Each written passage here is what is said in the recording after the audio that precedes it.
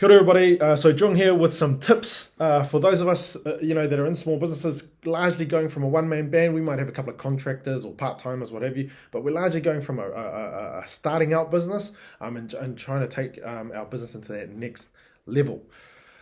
But a little bit of context first, right? And so, for most of us in this scenario, you've kind of been going some time. Actually, we'll go right back. You did some studies, or you just jumped straight in, like an e-commerce business kind of thing, or an Uber driving business, or maybe a typical, hospitality kind of business or food production business. But either way, you kind of maybe did some studies and then you got a job kind of thing. Ideally, you got a job in the industry in a similar business model. Right, and then you went out on your own. Maybe you're a Sparky, and you kind of you did your training, and then you work for someone, and then you maybe got some contracts with some clients. You figured, oh, I could get a van and some tools, and I can get going, right?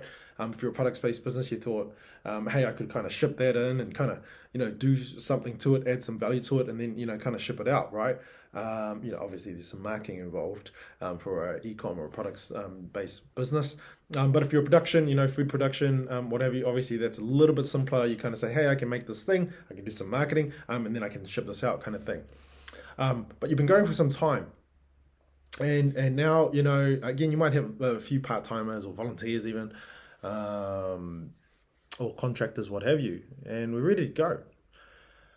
First thing I think is try to have an idea of kind of where you want to go. Do you want to make it $1 million business? Do you want to make it a $10 million business? Do you only want to work 20 hours a week? Are you willing to work 100 hours a week? Just where are you on that? Do you want to have a lifestyle business, or do you want to go, hundies at this thing and just crank it right up? Try to have an idea of that as best you can. And then the second thing is you want to consider the plan on how to get there, right? And there's 5 key areas to your business. And no matter where you want to get on this scale of things, it'll need an appropriate level of rigor and structure around these 5 key areas. Number 1, finance. Number 2, strategy and planning. Number 3, delivery of your product or service. Number 4, sales. And number 5, marketing. And we pretty much tackle it in that order, right? Finance and financial management. Do you know how to read a P&L? Do you have a P&L? Are you actually doing the books in a accurate and timely manner? Are you getting your invoices out on time? Do you have your e-com sorted? Do you have your FPOS machine sorted, right? These are the types of things we need to consider here. And really where you want to get to when you want to kind of start to climb up here towards $1 million a year and beyond. For products businesses, that's slightly higher because obviously you've got more working capital, but it all drops out in the COGS.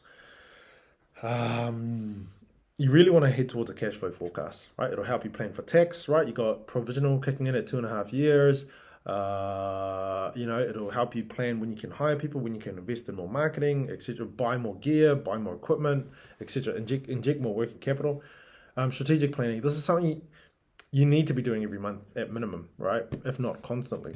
But I think a nice, serious review monthly when we're a small business is key, right? And it's a couple of hours meeting with yourself, right? Check your 5 key areas. How am I doing in those 5 key areas? Working on the business. This is on the business stuff, right? When you get stuck in delivery, which is packaging packages or plumbing the plumbing, or lawyering the lawyering, that's working in the business kind of thing, right? And so couple of hours a month to kind of check in, review the business across these 5 key areas, say, how am I going? What do I need to do? And then make a list and get it done, essentially, so that you're regularly working on the business. In delivery, whether your products or services, your ability to, get a job and then deliver the service, or, get a sale and then, package up the product and then ship it out. You need to have processes around that, right? Because if we look to hire someone in this part of the business, the delivery part of the business, we need to be able to teach them.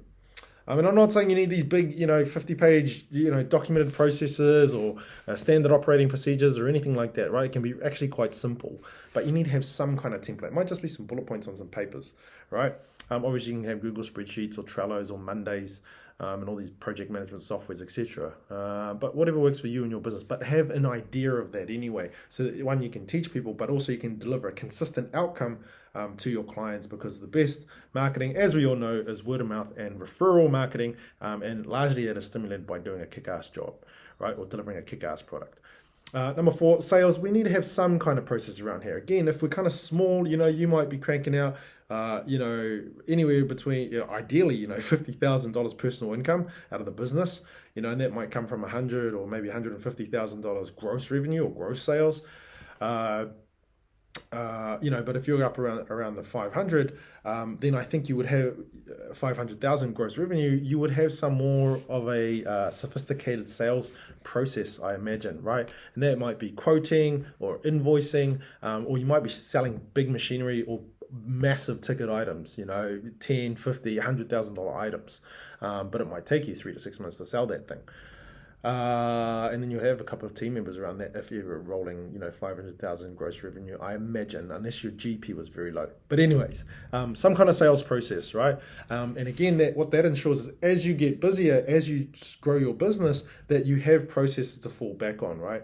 And I'm going to take this time to mention that we need rhythms in our calendar, by the way, so that we're doing these things regularly, right? So strategic planning might be once a month. Financial management, honestly, strongly recommend it's the first thing you do on a Monday morning, right? It's 9 a.m. You just check the P&L, right? And if you don't know how to read the P&L, you open it and you start clicking YouTube videos on how to learn it. And you do that 30 minutes a week, right? And then over 10 weeks, all of a sudden, you're that much better at reading a P&L.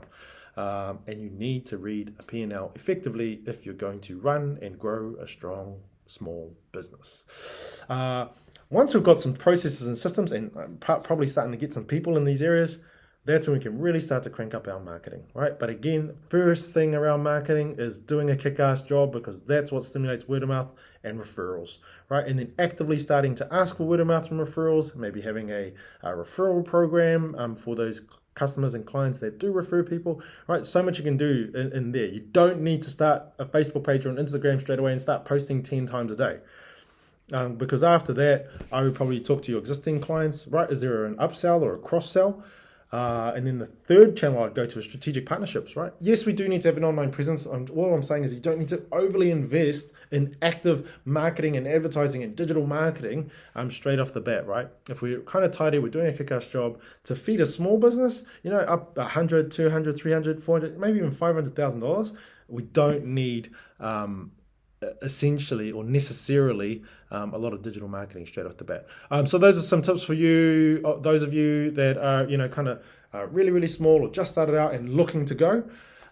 One-man band type scenarios. I hope that helps. If it does, feel free to share it around. And if you'd like to have a chat more specifically about your situation and how I might help you, get in contact, right? Email, Messenger, Facebook page, LinkedIn, whatever works for you. But I hope business is going well and you're enjoying it and you're excited about the future and you've got some good plans to kick ass. Love and peace.